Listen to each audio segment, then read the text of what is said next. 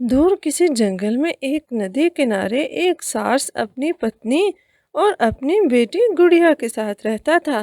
وہ بہت ہنسی خوشی زندگی گزار رہے تھے۔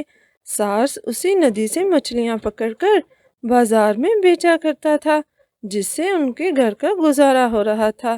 لیکن اب کافی دن سے ندی میں مچھلیاں کم ہوتی جا رہی تھی۔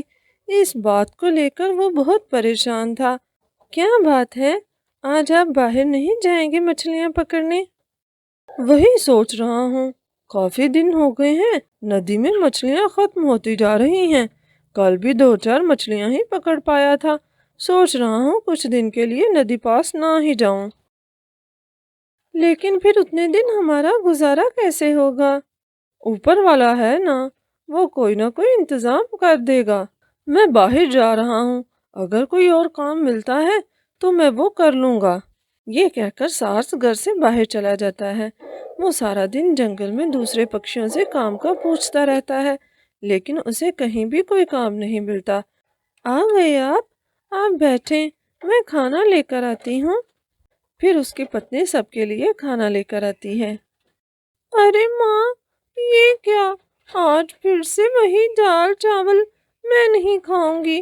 کتنے دن ہو گئے ہیں میں نے مچھلی نہیں کھائی۔ ماں، مجھے نہیں پتا مجھے مچھلی کھانی ہے۔ ارے کیا ہوا میری گڑیا بیٹی؟ بس کچھ دن صبر کر لو۔ مجھے نہیں پتا، میں نہیں کھاؤں گی۔ پتا جی آپ بازار سے مچھلی لے آئے نا۔ اب تمہیں کون سمجھائے، میرے پاس اتنے پیسے نہیں ہیں کہ میں بازار سے کچھ لا سکوں۔ گھر میں جو راشن تھا وہ آج میں نے بنا لیا، کل کے لیے گھر میں راشن بھی نہیں ہے۔ آپ صبح ندی پر جا کر دیکھیں نا، شاید کوئی مچھلی مل جائے۔ اچھا ٹھیک ہے، میں صبح جا کر دیکھتا ہوں۔ پھر اگلے دن سارس ندی پر جانے کے لیے تیار ہو جاتا ہے۔ میں جا کر دیکھتا ہوں، اگر کوئی مچھلی ملی تو میں اپنی گڑیا بیٹی کے لیے ضرور لے کر آؤں گا۔ وہ کافی دیر ندی کنارے جال پھینک کر بیٹھا رہتا ہے، لیکن کوئی بھی مچھلی اس کے جال میں نہیں آتی۔ وہ مایوس ہو کر جال کو باہر نکال لیتا ہے۔ لگتا ہے کچھ اور ہی کرنا پڑے گا۔ کیا کروں؟ آج پھر ایک بھی مچھلی جال میں نہیں آئی۔ اگر خالی ہاتھ گھر گیا تو گڑیا پھر ناراض ہو جائے گی۔ ایسا کرتا ہوں، ایک بار پھر جال پھینک کر دیکھ لیتا ہوں۔ اب کی بار جب وہ جال پھینکتا ہے تو اس کے جال میں کوئی بھاری چیز اٹکتی ہے۔ وہ یہ دیکھ کر بہت خوش ہو جاتا ہے اور جلدی سے جال کو باہر نکالتا ہے۔ جب وہ باہر نکالتا ہے تو جال کے ساتھ ایک جل پری تھی۔ ارے تم کون ہو؟ میں ایک جل پری ہوں، پلیز مجھے چھوڑ دو، مجھے واپس جانے دو، میری ماں میرا انتظار کر رہی ہوگی۔ دیکھو میں بہت مجبور ہوں، اگر میں تمہیں بازار لے کر گیا تو مجھے تمہارے بدلے بہت سارے پیسے ملیں گے، اور گھر میں میری بیٹی اور میری بیوی میرا انتظار کر رہی ہیں۔ ہمارے گھر پر کھانے کے لیے کچھ بھی نہیں ہے، مجھے معاف کرنا، میں تمہیں نہیں چھوڑ سکتا۔ دیکھو تمہیں کوئی اور مچھلی مل جائے گی تو مجھے چھوڑ دو، میری ماں میرے لیے بہت پریشان ہو رہی ہوگی۔ میں تو بس یوں ہی باہر کی دنیا دیکھنے کے لیے اس طرف آ نکلی تھی۔ سارس کو اس کی باتیں سن کر اس پر بہت ترس آتا ہے۔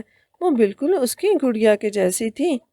ٹھیک ہے، تم بالکل میری بیٹی کے جیسی ہو، میں تمہیں جانے دیتا ہوں، تم جا سکتی ہو۔ پھر یہ کہہ کر وہ اسے چھوڑ دیتا ہے۔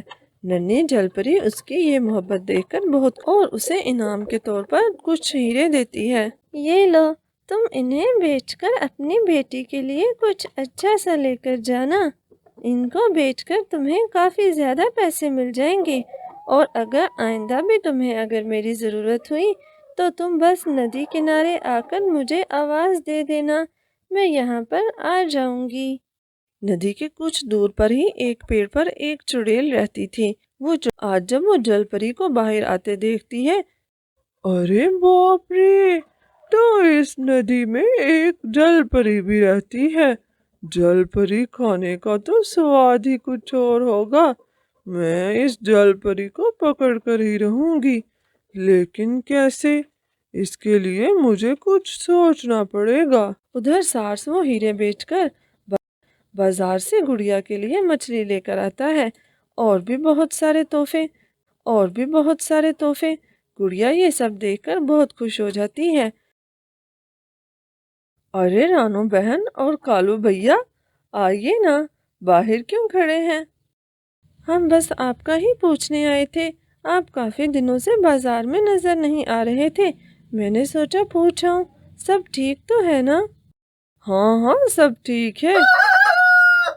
ارے سارس بھیا، واہ، آج بڑی شاپنگ کر کے آئے ہو، لگتا ہے کافی مال آیا ہے تمہارے پاس۔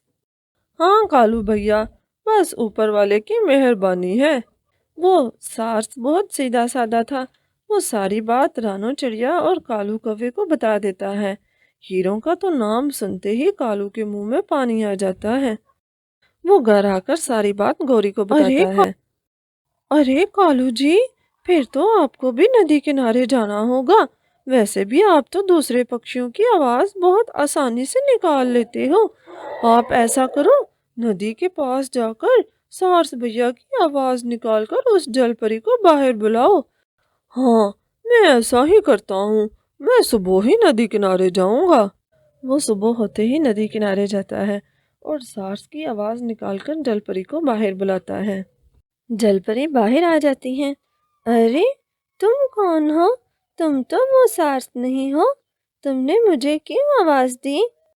دیکھو جل پری، مجھے بھی وہ ہیرے چاہیے، مجھے وہ ہیرے دے دو، ورنہ میں سارے جنگل میں یہ بات بتا دوں گا کہ اس ندی میں ایک جل پری رہتی ہے۔ تمہارے لیے اچھا یہی ہے کہ تم مجھے وہ ہیرے دے دو۔ اتنے لالچی ہو تم، میں تمہیں وہ ہیرے ہرگز نہیں دوں گی۔ اب چلے جاؤ یہاں سے، اور جسے بتانا ہے جا کر بتا دو۔ میں جل پری ہوں، میں یوں آسانی سے کسی کے ہاتھ آنے والی نہیں ہوں، میں تو اس سارس کی بس مدد کرنا چاہتی تھی، اور اب میں کبھی بھی اوپر واپس نہیں آؤں گی، میں ہمیشہ کے لیے نیچے جا رہی ہوں۔ یہ کہہ کر وہ جل پری وہاں سے چلی جاتی ہے۔ کوے، میں کتنے دنوں سے انتظار کر رہی تھی اس جل پری کا، اور تو نے اسے آ کر ہمیشہ کے لیے نیچے بھیج دیا، میں تجھے زندہ نہیں چھوڑوں گی۔ یہ کہہ کر وہ چڑیل کالو کوے کو وہاں سے لے جاتی ہے۔ ادھر شام ہو جاتی ہے اور کالو ابھی تک گھر واپس نہیں آیا تھا۔ گوری اس کے لیے بہت پریشان تھی۔ وہ ندی کے پاس آ کر سب جگہ دیکھ لیتی ہے، لیکن کالو اسے کہیں پر بھی نہیں ملتا۔ وہ پریشان ہو کر رانو چڑیا کو لے کر سارس کے پاس آتی ہے اور اسے ساری بات بتاتی ہے۔ ارے یہ تو بہت برا کیا کالو بھائی نے، اگر انہیں کچھ مدد چاہیے تھی تو وہ مجھے یوں بھی بول سکتے تھے، میں ان کی مدد کر کے ضرور خوش ہوتا۔ اب ان کے ساتھ کیا ہوا یہ کوئی کیسے بتا سکتا ہے؟ ہاں، یہ تو کالو نے واقعی بہت برا کیا، میں ہمیشہ اسے منع کرتی رہتی تھی کہ لالچ بہت بری بلا ہے، لیکن اس نے کبھی بھی میری بات نہیں سنی۔ اور گوری، تم نے ہی یقیناً اسے یہ سب کچھ کرنے کو کہا ہوگا۔ ہاں رانو، مجھ سے غلطی ہو گئی ہے، مجھے معاف کر دو، پلیز میرے ساتھ مل کر میرے کالو جی کو ڈھونڈو۔ تبھی سارس کی بیٹی گڑیا آتی ہے۔ گوری آنٹی، میں نے کالو چاچا کو دیکھا ہے۔ کیا؟ کہاں دیکھا ہے گڑیا؟ جلدی بتاؤ نا۔ میں نے دیکھا کہ انہوں نے جل پری کو باہر بلایا اور پھر جل پری نے انہیں بہت ساری باتیں سنائی، تبھی وہاں دور سے ایک چڑیل آئی اور کالو چاچا کو اپنے ساتھ لے کر اسی طرف چلی گئی۔ کیا؟ چڑیل؟ اب کیا ہوگا؟ اس نے تو میرے کالو جی کو بھون کر کھا لیا ہوگا، میں کیا کروں؟ تم پریشان مت ہو گوری، ہم کچھ کرتے ہیں۔ گڑیا بیٹا، تم نے کس طرف چڑیل کو جاتے ہوئے دیکھا؟ اس طرف۔ ہمیں پہلے الو چاچا کے پاس جانا چاہیے، وہ اس جنگل میں کافی پرانے ہیں اور ویسے بھی انہیں بھوت پریت کی باتیں پتہ ہیں، شاید وہ کوئی ہماری مدد کر سکے۔ پھر وہ سب الو چاچا کے پاس جاتے ہیں۔ ہاں، اس پیڑ پر تو ایک بہت پرانی چڑیل رہتی ہے اور وہ بہت ظالم ہے، وہ مچھلیوں کا شکار کرتی ہے، اسی لیے تو ندی کے پانی سے ساری مچھلیاں ختم ہوتی جا رہی تھی، لیکن اس چڑیل سے پنگا لینا کوئی آسان کام نہیں ہے۔ उल्लू चाचा, मैं सब कुछ करने को तैयार हूँ, बस मुझे बता दें मेरा कालू कैसे वापस आ सकता है। मैंने अपने बड़े बूढ़ों से सुना था कि चुड़ैल लोग दोपहर को आराम किया करती हैं और वो बहुत गहरी नींद सोती हैं। तुम लोग दोपहर को जाना, अगर वो चुड़ैल सो रही हुई तो किसी न किसी तरह से कालू को वहां से छुड़ा लाना, बस उसका यही हल है। यहाँ पे जब वो नदी पर शिकार करने के लिए जाए। लेकिन हमें इस बात का कैसे पता चलेगा कि वो नदी पर कब शिकार करने आती है? तुम लोग ऐसा करो, बाजार से कुछ मछलियां लेकर नदी में छोड़ दो। वो चुड़ैल मछलियों को देखकर जरूर नदी पर आएगी। तब तुम लोग पीछे से जाकर कालू को छुड़ा लाना। फिर वो लोग ऐसा ही करते हैं। वो नदी में काफी ज्यादा मछलियां छोड़ देते हैं। मछलियों को दूर से ही देखकर चुड़ैल वहां पर आ जाती है। ये कहकर वो चुड़ैल कालू कौवे को वहां से ले जाती है। प्यारे दोस्तों, इस कहानी से हमें ये सीख मिलती है कि हमें कभी भी लालच नहीं करना चाहिए।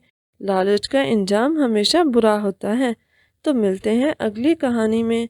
उसके लिए हमारे चैनल को लाइक, सब्सक्राइब और शेयर ज़रूर करें।